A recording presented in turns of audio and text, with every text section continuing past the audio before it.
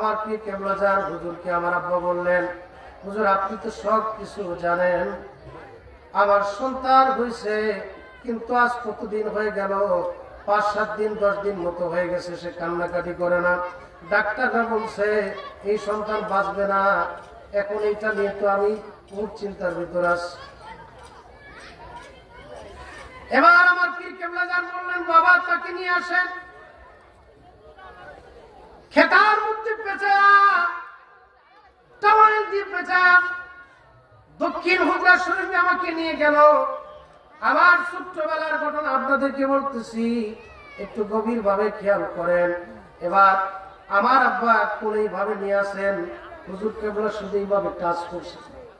কি করছে? এইভাবে আব্বা কোলে ধরে রাখছে, কিন্তু হুজুর পাক এইভাবে টাচ করছে। টাচ করে দেওয়ার সাথে সাথে কান্না স্টার্ট। তা আমার জন্মের পরে কোনো কান্নাকাটি আমার ছিল না। এখন যারা ডক্টরদের থিওরি হলো, যদি কোন নবজাতক পৃথিবীতে আসার পরে যদি কান্না না করে তাহলে তারা ধরে নেয় বাচ্চারা বাঁচবে। আর যদিও বাঁচে তো বিদ্যালঙ্ক হবে, হয় বোবা হবে, নাই খোঁড়া হবে, এক কথায় প্রতিবন্ধী হবে। এটা ডাক্তারদের থিওরি। এই জন্য দেখবেন যে হসপিটালে কোনো বাচ্চা হওয়ার পরে যদি কান্নাকাটি না করে অনেক টেনশনের ভিতরে পড়ে যায়। কথা বলে ঠিক কি? তো তৎকালীন সময়ে এশিয়া মহাদেশের দেশের মধ্যে সব থেকে ভালো নামী ডাক্তার, শিশু বিশেষজ্ঞ ডক্টর আলী আকবর। আমার নাম শাহিউদ্দিন কেবলা যান কিভাবে রাখলেন। আমার মা তেনার গর্ভ থেকে প্রথম সন্তান আমি আসার পরে আমার কোনো কান্নাকাটি ছিল না। আমার আব্বার মুখ থেকে আমি যেটা শুনেছি, এবং প্রতিবেশী আমার মামাদের মুখ থেকে যেটা আমি শুনেছি, আমাদের মাগুরা এক আসনের তিনি এমপি ছিলেন। চিনছেন ভাই জান? ওনার ভাই ওনারা চিনলেন। তো ওনার কাছে আমার আব্বা নিয়ে যাওয়ার পরে এবার উনি বলছে যে বাড়িতে নিয়ে যান, বাঁচবে না। তারপর উনি হলো শিশু বিশেষজ্ঞ। কি বিশেষজ্ঞ? শিশু বিশেষজ্ঞ। তো উনি বলে যে বাড়িতে নিয়ে যান, বাঁচবে না। বাড়িতে নিয়ে অনেক কাহিনী, লম্বা স্টোরি, অনেক ডাক্তারের কাছে দৌড়দৌড়ি করছে। আমার নানা হইতেছে তখন হুজুর কেবলা জান মুরিদ, আমার আব্বাও মুরিদ, কিন্তু নতুন মুরিদ, তরিকতের অত জ্ঞান ভিতরে আসে না। আমার নানা তখন বলতেছে, বাবা তুমি যে এত ডাক্তার দেখাইলা, এত ডক্টর দেখাইলা, তোমার ডাক্তার দেখি তুমি ভুলে গেছো, যাও বাবা সেখানে নিয়ে চলে। আমার নানা আমাকে আমার মা সহ আমার আব্বা সহ আমাদেরকে একটা গাড়ি ভাড়া করে দিয়ে দরবার, 90 দশকের ঘটনা। এবার আমার আব্বা আমাকে নিয়ে দরবার শরীফে চলে গেল। যাওয়ার পরে আমাকে রেখে সর্বপ্রথম দক্ষিণ হুজরা শরীফের দিকে যখন আমার পিতা গেলেন, যাওয়ার পরে দেখলেন হুজুর কেবলা যান দক্ষিণ হুজরা শরীফে বসে আছেন। কেবলা যান হুজুরের সামনে যাওয়ার পরে মাওলানা ফরাদ সাহেব বাচ্চা ছিলেন,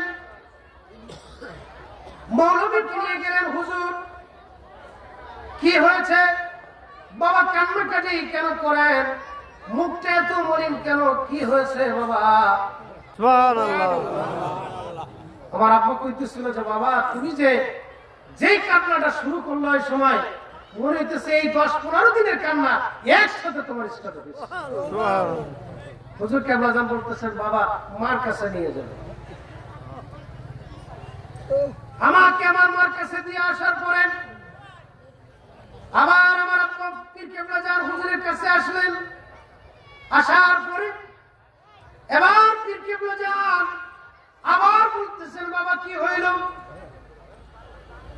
আমার পিতা বলতেছেন হুজুর আপনি তো সব কিছু জানেন, আমার সন্তান তো এখন কান্নাকাটি করতেছে। হুজুর আমার সন্তানের কোনো নাম রাখতে পারি নাই, আপনি যদি দয়া করে একটা নাম রেখে দিতেন। আমার আব্বাকে পীর কেবলা যান জিজ্ঞেস করলেন বাবা মার নাম কি? মার নাম বলার পরে বলতেছে ছেলের নাম শাহিউদ্দিন। কি নাম? শাহিউদ্দিন। এই নাম কি আপনারা আশেপাশে পাইছেন? আমি আমার পীর কেবলা যান হুজুরের পক্ষ থেকে সর্বশ্রেষ্ঠ একটা গিফট আমি পেয়েছি। আমার নামটা সারা বাংলাদেশে এরকম পাই না। শাহাবুদ্দিন আছে, শাহাবুদ্দিন আছে, শাহির উদ্দিন আছে, কিন্তু শাহি উদ্দিন এটা আমি পাইনি, এত এভেলেবেল। এইবার আমার পীর কেবলাজানের সব থেকে বড় কারামতের কথা বলতেছি। জামার পীর কেবলাজান কেমন বলি এটা বোঝানোর জন্য আপনাদেরকে বলতেছি। আমার পীর কেবলাজান হুজুর আমার আব্বাকে বলে দিলেন, বাবা ছেলের নাম শাহিউদ্দিন, তবে বাবা শাহিউদ্দিনের আরেকটা ভাই হইলে বাবা তার নাম শামসুদ্দিন রাখেন। সুবহানাল্লাহ। আমার মায়ের গর্ভ থেকে আমার পরে আমার ভাই আসবে না বোন আসবে না কি আসবে খবর উনি জানলো কি? প্রশ্ন আসে কি? আমার মায়ের গর্ভ থেকে পরে আমার একটা ভাই হয়েছে, আমরা দুইটা ভাই। আমার নাম শাহিউদ্দিন, ছোট ভাইয়ের নাম শামসুদ্দিন। ফরিদি হুজুরের সাথে সবসময় থাকে, আপনারা চিনবেন। একবার আমরা দুই ভাই যদি এক জায়গায় দাঁড়াই, আপনারা সার্টিফাই করতে পারবেন না যে কোনটা শাহিউদ্দিন আর কোনটা শামসুদ্দিন। বডি, এরপর উচ্চতা, চেহারা, গায়ের রং সবকিছু এক রকম।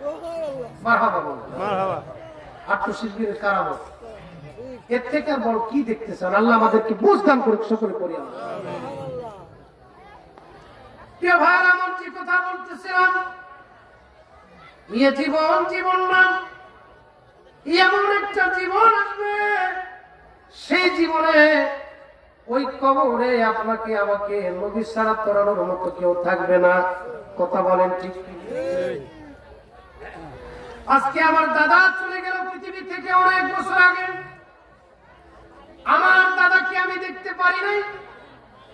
আমার দাদার চেহারা আমার না দেখার কারণে মনে নাই, আমার দাদির চেহারা আমার মনে নাই।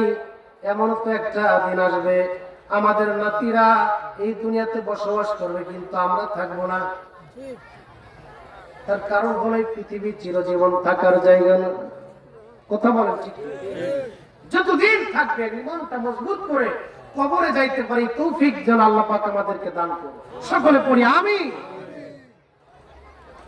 একদল আলেম আমার জন্য, সেটা আপনারা পারবেন না যে বললাম না, নামতেছে আহলে হাদিস। কি হাদিস? বলেন আপনারা কি? আহলে হাদিস। এই আহলে হাদিস শব্দের অর্থ হলো নবীর বাণীর পরিবার, হাদিসের পরিবার। কথা বলে ঠিক কি? হাদিসের পরিবার। এরা নামতেছে আহলে হাদিস, কিন্তু প্রতিটা কাজ করতেছে আহলে খবিসের মতো। কিসের মতো? আহলে খবিসের মতো কাজ করতেছে। বলতে পারেন যে মাওলানা সাহেব আপনি এই একজন আলেম মানুষ এরকম কথা বললেন কেন? এখন আপনাদেরকে বলতেছি কেন এই কথা বললেন।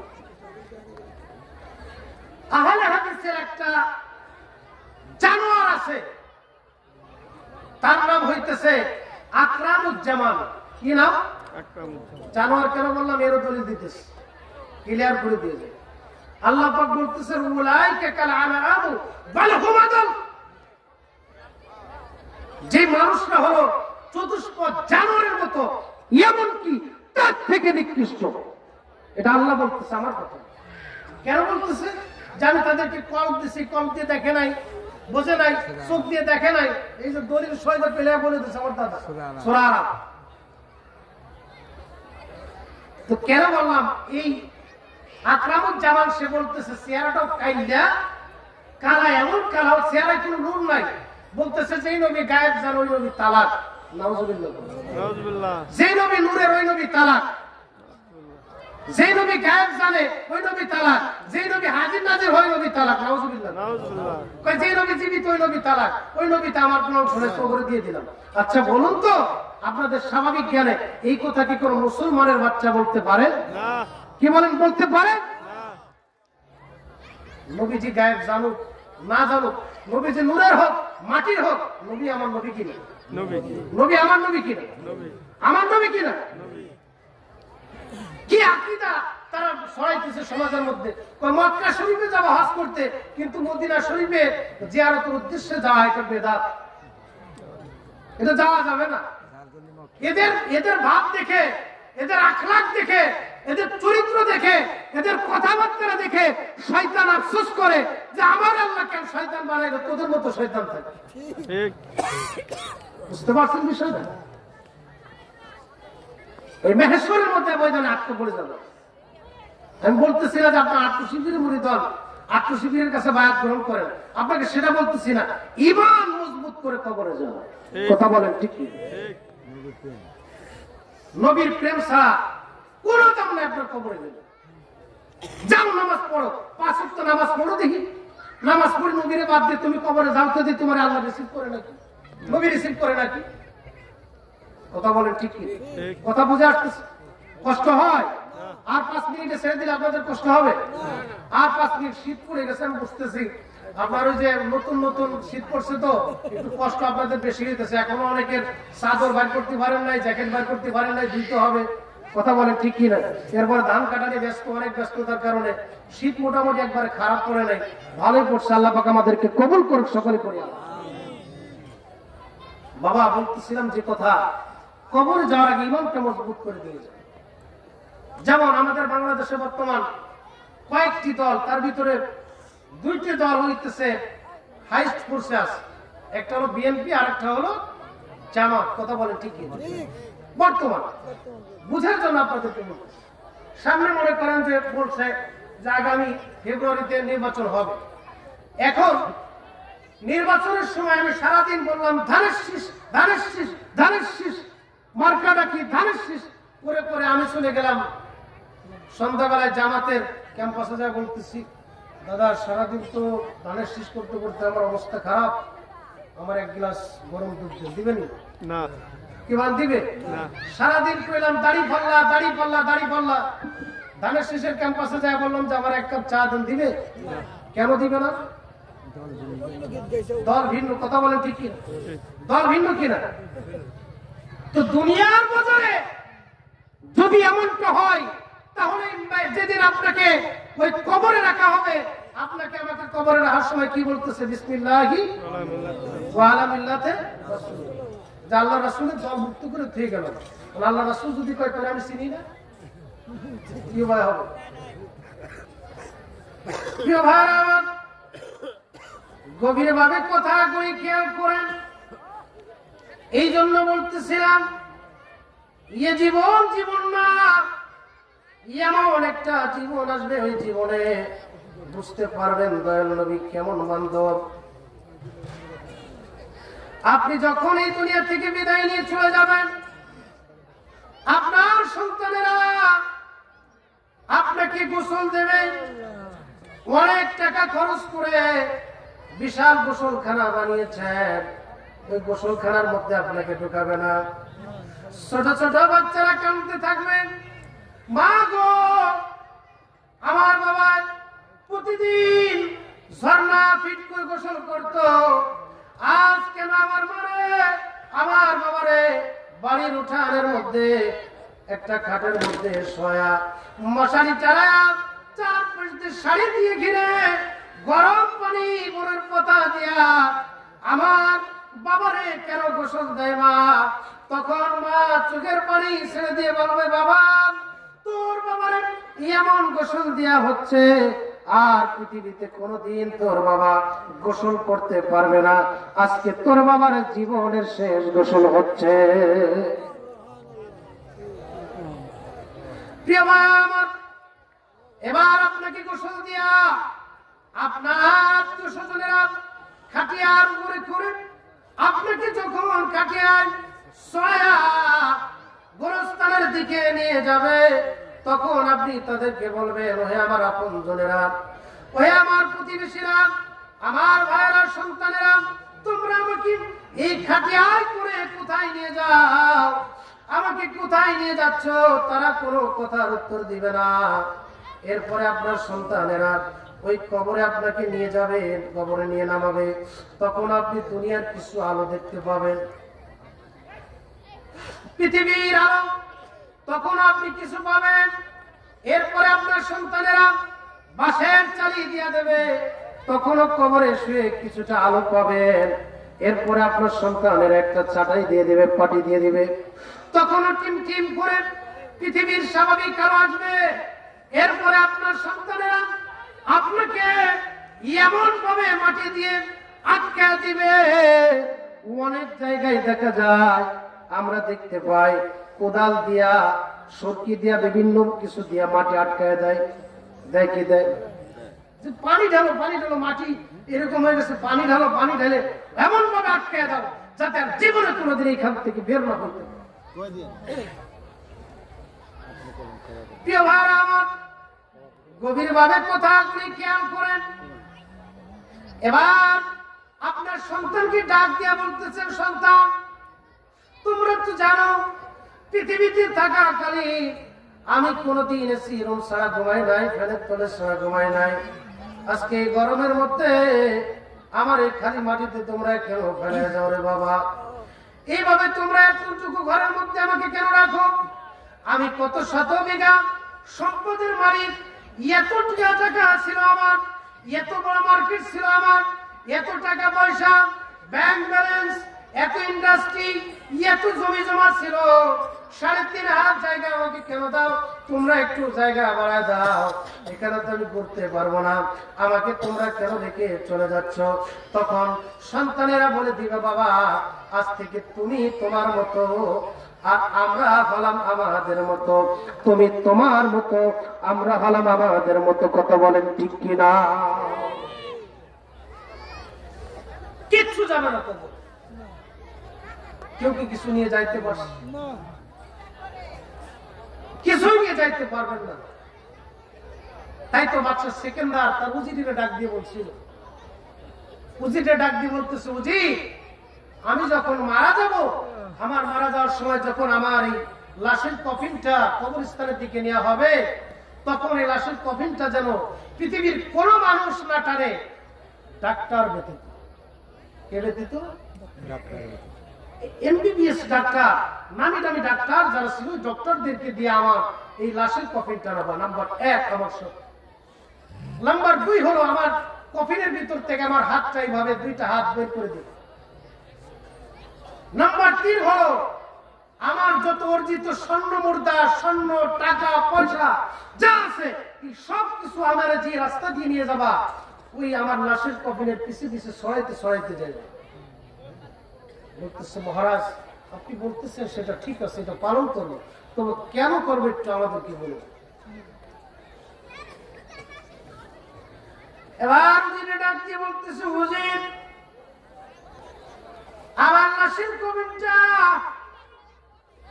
ডক্টরদেরকে টানতে বলতেছি, কারণে পৃথিবীর মানুষেরা দেখুক, পৃথিবীর কোন ডক্টরেরা, পৃথিবীর কোন ডাক্তাররা কোন মানুষকে বাঁচাইতে পারে না।